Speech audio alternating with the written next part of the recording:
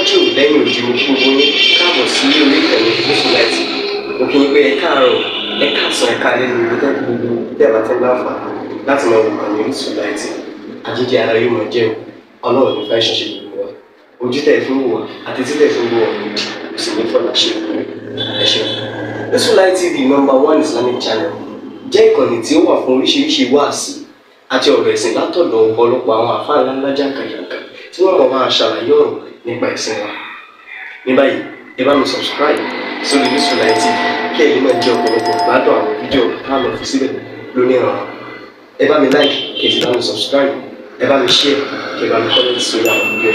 ìṣẹ̀lẹ̀ bẹ́ẹ̀ ti sí. أعوذ بالله من الشيطان الرجيم ثم أورثنا الكتاب الذين اصطفينا من عبادنا فمنهم ظالم لنفسه ومنهم مقتصد ومنهم سابق بالخيرات بإذن الله ذلك هو الفضل الكبير. الكتاب الذين اصطفينا من عبادنا فمنهم ظالم لنفسه ومنهم مقتصد ومنهم سابق بالخيرات بإذن الله ذلك هو الفضل الكبير. alani ẹgbẹ̀rẹ̀gbẹ̀ ibi ọ̀rọ̀ tí ń bọ̀ bá ti dá ayé tàṣà Ádámà lẹ́sà tàṣà Núà lẹ́sà tàṣà Ibrahim lẹ́sà tàṣà Mùsá lẹ́sà tàṣà Ìsá lẹ́sà tí gbogbo ànábì tí ń bẹ láàrin wọn tó fi dórí ànábì. lẹ́yìn náà awrasnal kitaba àwọn àjogún tíra wípé èyí wáyé kó wá kú èyí wáyé kó wá lọ ṣùgbọ́n ní mímọ́ àwọn tí ń bá ń jíṣẹ́ Ọlọ́run ò ní lọ àmà ṣẹ́kù gbogbo wọn fẹ́ ṣẹ́kù sí aṣáwọ́kù sára àwọn àfáà àwọn tó jogun tíra ṣùgbọ́n àwọn tí wọ́n jogun tíra wọ́n wá pín sí mẹ́ta wọ́n ló pín bẹ́ẹ̀. ìgbà nínú wọn ẹni tó ṣàbòsí fórí ara rẹ̀ kò ṣàbòsí fọ́lọ́run. ìgbà nínú wọn ẹni tó jásí pé ọ̀rọ̀ rẹ̀ rújú táwọn kan máa ń wọlé yẹn re àwọn kan máa wọlé yẹn bú torí pé ó pò pọ̀ kò jẹ́ yẹn bú yẹn kò jẹ́ yẹn rí yẹn aláǹdí. aláǹdí wọn sábìkùn bil khairati bi idhnillahi àwọn tí wọ́n ṣe dáadáa tààrà ọgbà wájú ọlọ́run náà ló ní ìwọ̀n rẹ̀ fún un tí àwọn àtú àwọn ibi kókó mẹ́ta bẹ́ẹ̀ níbẹ̀ ni sábìkùn bil khairati bi idhnillah ìyẹn ni pé kéèyàn jẹ́ aṣíwájú rere ìṣíwájú kókó ọ̀rọ̀ bil khairati kókó ọ̀rọ̀ bí idhnillah kókó ọ̀rọ̀ ọ̀rọ̀ gidi ládé ni pé láríká bó àti fáwọn lórí tẹ́lú ọlọ́ni orí lánìyàn tó wà ti yé wa bẹ́ẹ̀ téèyàn bá fẹ́ sọ̀rọ̀ nípa àwọn àfáà kó lọ wo àfáà tó fẹ́ sọ̀rọ̀ nípa rẹ̀ yẹn ibo ló kó sí inú mẹ́ta yìí ṣe bá lè mú yunifásitì yìí ni àdémọ́kítà sínú àdésábìkún bil khairat bí idhnillah tọ́lọ̀ fún ní zalika huwa al-fadl al-kabir. àwọn àgbà fóònù Súfí táyé dárúkọ wọn tó padà wá di pé àtọ̀ríkọ̀ lápájá làwà bẹ́ẹ̀ Kọ̀dìríyà bẹ́ẹ̀ Ṣàǹbàníyà bẹ́ẹ̀ Hàlùtíyà tí tó fi wé Sàlífíyà tó fi wá lórí Tìjàníyà àtọ̀gbẹ́ ìkáàrò pé látara ẹ̀ náà ló ti ya Bàdàwíyà Rùfàíyà Àṣìmíyà títí lórí Àdàbíyà. gbogbo àwọn tí wọ́n dá sílẹ̀ yẹn sábìkún bẹ́ẹ̀ rà bẹ́ẹ̀ kí wọ́n sì fa sábìkún yẹn iṣẹ́ tí wọ́n ṣe ipò wọ́n jogun tí àwọn ṣe tíra wọ́n kọ́ ní kéwú wọ́n kọ́ mọ́sálásí wọ́n sọ àwọn èèyàn di ènìyàn inú ènìyàn tẹ́lẹ̀ pa àwọn òṣèlú parẹ́ wọ́n jẹ́ káwọn èèyàn mọ Ọlọ́run wọ́n jẹ́ káwọn èèyàn mẹ̀sẹ̀ Ọlọ́run wọ́n jẹ́ káwọn lo òfin Ọlọ́run sábìkún bil khairat bi idhnillah tẹ́lẹ̀ ká bá wá dé tó fẹ́ máa ṣàtakò ó yẹ kó là ó tó bá fẹ́ kọ̀ndẹ́mù súfì là tó bá fẹ́ kọ̀ndẹ́mù tọ̀ríkọ̀ là gbẹ́gbẹ́ nìkan máa ń hùwà burúkú kan ní kọ̀dìbíyà là á má sọ pé gbogbo kọ̀dìbíyà ní oòrùn dà táyé bá bá ṣẹ́nu sìgá ní àlá tó bá ṣẹ́nu tọ̀ríkọ̀ ní ìgò là gẹ́gẹ́ bó ṣe wà ní wíìkì náà ló wà ní gbàǹjà o bá a ṣe rí Ibn Taymiyyah radiyallahu ta'ala anhu ó pín súfí sí mẹ́ta àwọn sòfíàtù zanadikọ̀ àwọn pòkí súfí àwọn wàhálà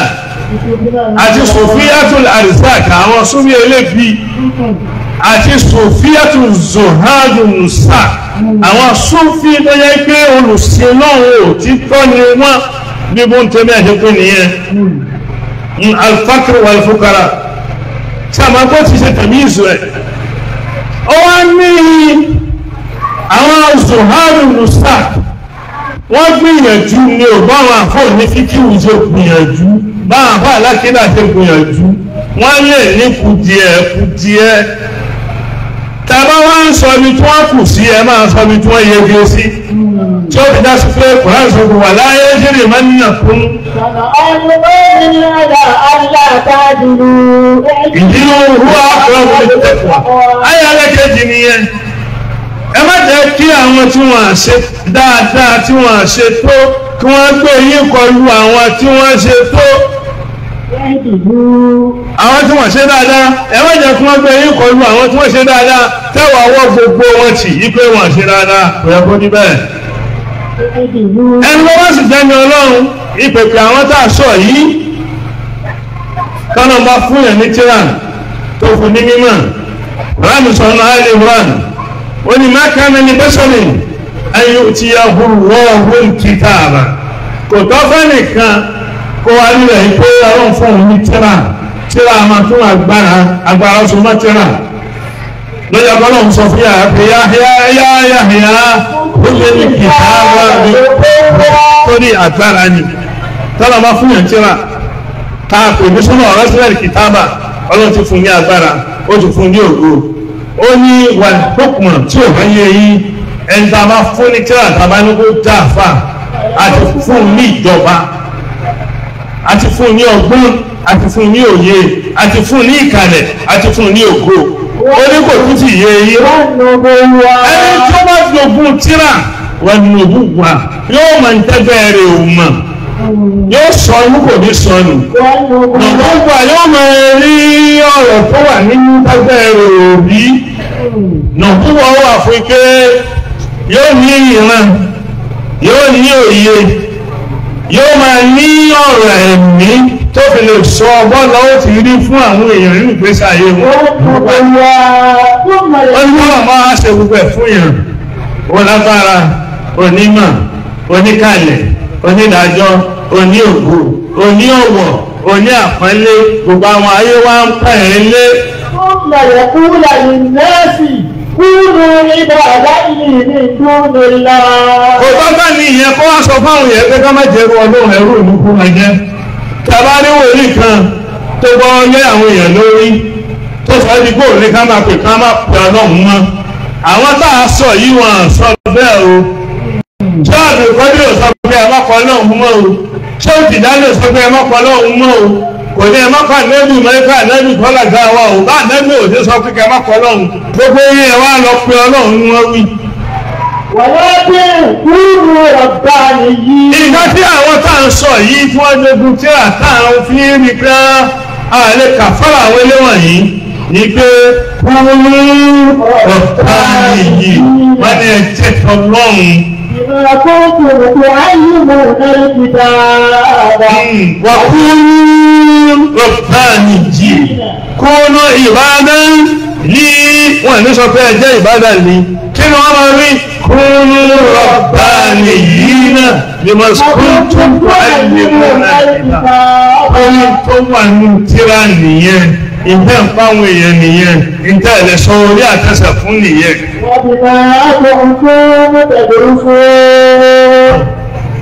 tàbá ní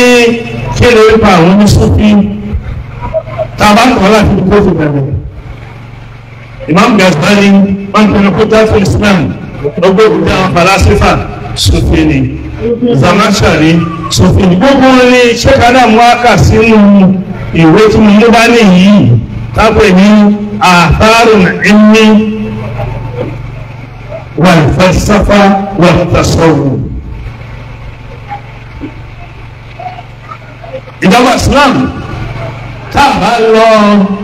ọ̀nà tó dì lẹ́yìn táàbà lọ Sókótó ó wà létí Sókótó ẹ̀dá mú Nàìjíríà wà àti West Africa káfàkà ikú kulẹ̀ bẹ̀rẹ̀ ní Sudan ẹni tó gbógun tìjọba amúnisìn àwọn colonial master Sufini Darwish ní Libya ẹni tó gbógun náà Sanusi Sufini ní Sahara Sufini títí ló fi dé Senegal tó fi dé Mali Ahmad Futi Sufini nílẹ̀ wọn bí Nàìjíríà al-Imam Magili radiyallahu ta'ala anhu ọlọ́n kádà láì pé èmi àti sáhìbí Sheikh Mashood àjíjọ lọ́wọ́ mutazairi ni láà lọ sí erípa àti erísun Mọ̀lánà Sheikh Abdul Karim al-Magili òun nìkan ló gbógun ti gbogbo àwọn Yahudi ní Tamanti nígbà Algeria títí gbogbo Áfíríkà ara ẹ̀ tó sì ṣẹ́gun Sufini òun náà lọ́wọ́ gbígbí Ìsìlámù ní ilẹ̀ Sunday títí tí Nàìjíríà náà fi rí tí àwọn Kánò fi pè é pé wá bá wa ṣe ògbó ẹ̀sìn èwo eléyìí tó ṣe sílẹ̀ Sunday àti Mali àti Wagà tó fi wá wá sí Nàìjíríà tó fi gbéyàwó tó fi bímọ ní Kánò àti ní Katsina Sufini òun ló wá kọ́ àwọn tó kọ́ Sheikh Usman bin Fodio ṣètà bá yọ eléyìí kúrò Islam nínú Sufi dábàá ní àkéré pa wọn Sheikh Usman bin Fodio òun ló dá ìjọba Islam ilẹ̀ sásìkò kéèkó tó wá gbàjọba dédégbò òsìtámá tí sí lè sìn Sufini dédégbò àwọn tílíkà átàrùn تدل عليهم فانظروا من بعدهم إلى لما نقل الإسلام سلام فأقول لنا أن اللغة لنا أن إيمانني فيروس قال تريد قاموس المحيط القاموس المحيط Sufini Imam Sayuti Sufini على كل فن كان يفسر نوما في Imam Sayuti يجترى نوما ládìsí ilmu fíkì ilmu tafsir Sufini so kí gbogbo ẹsẹ̀ lánàá pé eré pa wọn láyé ńlá láyé òfin eré pa wọn kò sí parí eré pa wọn kò sí má dárúkọ ọlọ́pàá bá kẹ́ gbogbo wọn ọlọ́pàá bá sàlékún kẹ́ fún wọn àwọn tá a kù lẹ́yìn náà bàbá wa tábìlì àdábì ní ìlú Ìlọrin àwọn òkúta sọ wípé àdàbí àdáhùn ní ìpé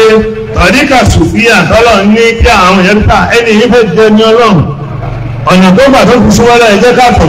ló kọ́ wá padà di tọ̀ríkà tààyèwúyà tí bàbá Kàmálì pínlẹ̀ adájú tó wá lóògbé ẹ̀ ní àwọn afẹ́sọ̀rọ̀ dá wà nílẹ̀ yóò ká kó wá lóun fẹ́ yọ Zùmùrà kù àwọn ló jagun Islam gbogbo gbèríko káàkiri bàbá wa ọ̀nà lápá náà Zùmùrà náà ni wọ́n kápẹ́ tó ní sàkọ́sí kò sí ìgbèríko kan tẹ́yìn ó dé tó nípa àwọn ọ̀kọ́ lòrò àwọn láwà ní wọ́n gbógun ti kèfèrí rí wọ́n kọ́ mẹ́sálásí wọ́n kọ́ máa ń tó fẹ́ ìwọ̀n bá tá a bá kọ́ ẹ̀jẹ̀ ká lò ó láti ọjọ́ bẹ́ẹ̀ wọ́n kọ́ kúlù aláwọ̀ tó sùn kọ́ fátíà kó máa ṣiṣẹ́ lọ pé kúlù aláwọ̀ òkúrò káàkiri láàmú sàdé ìlú pé àwọn àtọ́ fún wọn tí náà mú kí ọlọ́mọ aṣọ ilẹ̀ sàdáadà ká máa sọ ẹ̀ṣọ́ pẹ́pẹ́ ìtókò gbogbo ẹ̀ tán wọ̀lá ẹ̀ṣẹ́ káàdà wọn bí láàrin lónìí wọ́n wá ní yóò ní pàṣẹ àwọn àgbàlagbà jẹ́ èyí tó bá kù ká sọ ètò sọ́nà àwọn bàbá yìí ṣe wọ́n á kọ́ wọn sí tíra pé Sufi ni wọ́n kẹ́ lọ́wọ́ Islam fi Nàìjíríà lórí àṣàrò Sufia ìkárìkà Áfíríkà ọ̀bẹ̀rẹ̀ island yóò ní níbẹ̀ bàbá ṣẹkárẹ̀ tuntun àti Sufi àti Salafi ìgbà kan náà ní gbogbo ẹ̀ o bí a bá ráwọn tí ò ṣe dáadáa nínú Sufi ara wọn tí ò ṣe dáadáa nínú àwọn Salafi tàbá láwọn tó ṣe dáadáa nínú sáráfí aláwọn tó ṣe dáadáa nínú sófí ẹ jẹ́ ká mú àwọn tó ṣe dáadáa ká sọ̀rọ̀ wọn dáadáa àwọn tó bá ṣe tó bá kú díẹ̀ káàró tó àbá lè sọ̀rọ̀ wọn ẹja fi mọ́lẹ̀ ó kù wọ́n pẹ̀lú ọlọ́run ọba wọn àwọn sófí wọ́n ṣiṣẹ́ mímọ́ àti ṣiṣẹ́ dáwà lórí ọ̀rẹ́ Islam káṣí fi kú sí tí màá fi kú mọ́ nílẹ̀ Yorùbá nílẹ̀ Haúsá ní West Africa àti gbogbo ilẹ̀ ayé títí tó fi délẹ̀ India nítorí ìdílé yìí èyí tí èyí kí gbogbo wọn sáré ní pé bóun là á ṣe paná ìbọ̀rẹ̀ ẹni yé láàrin Sufi àti Salafi ìyẹn ni mọ̀lára Yusuf Qaradawi sọ pé ká ṣiṣẹ́ lórí tẹ̀sílífì Sufiya wà tẹ̀sílífì Salafiya kí Sufi kó Salafiya mọ́ kí Salafiya kó Sufi mọ́ gbogbo ọmọdé yà nẹ́bí ni wọ́n ká má ṣe ọ̀tá ara wa èmi ó bá kù sí agbára Yorùbá kàkà fún tọ̀wọ́n ilẹ̀kẹ̀ lọ́lọ́run tí ó dá kọ́lékàlùkù ó máa ṣe ọṣẹ ọ̀fọ́dọ̀ náà pé yá ayé ní ìsáàmù ìrìnlẹ́kà káàdì fún ìhàrọ̀ nígbà káàdì fọ́mùláàkì asìmáàkì wà látẹ̀sí ìwásírátù yíza wà láyé jírí mọ́nàkún sánà àárọ̀kọ́rin aláàlá káàdì èdè wọ́n akọ́rọ̀ ní tẹ́kọ̀ọ́ ìwọ̀n bá táà ní bí iná lọ́n kó síwájú ó ṣíwá láǹfààní wọ́n kó aṣẹ lẹ́sẹ̀ pé ẹni kò ẹni káwárù wọ́n sáà lẹ́sẹ̀ pé àlewá àyèwú wa díẹ̀ wọ́n sì ti bọ̀ àwọn ìjọba fún ọgbọ́n fẹ́ràn